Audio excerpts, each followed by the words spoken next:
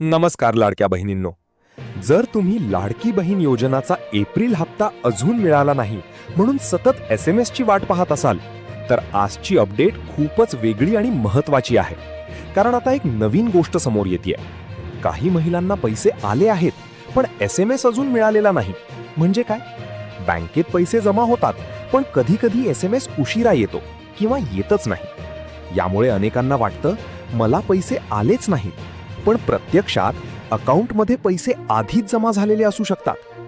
आणखी एक महत्त्वाची माहिती, काही वेळा बँक सर्व्हर लोडमुळे SMS डिले होतो किंवा मोबाईल नंबर लिंक नसल्यामुळे मेसेज येत नाही. म्हणून फक्त SMS वर अवलंबून राहू नका. आता मोठा मुद्दा, एप्रिल आणि मे दोन्ही हप्त्याबद्दल. मिळालेल्या माहितीनुसार एप्रिलचा पेंडिंग हप्ता प्रोसेसमध्ये आहे आणि मे महिन्याचा हप्ता लवकरच सुरू होणार आहे.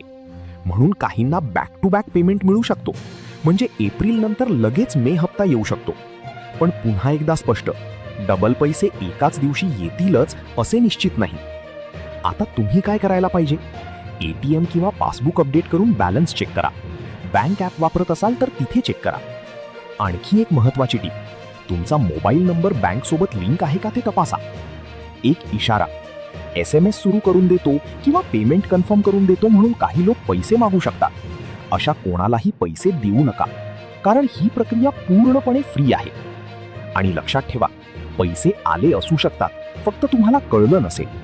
तर मित्रांनो, लगेच तुमचं अकाउंट चेक करा, हा व्हिडिओ सेव्ह करा आणि चॅनल फॉलो करा, कारण पुढच्या अपडेटमध्ये कोणत्या मेथडने पेमेंट कन्फर्म करायचा आणि एक्झॅक्ट स्टेटस कसा पाहायचा हे सगळं मी तुम्हाला सांगणार आहे.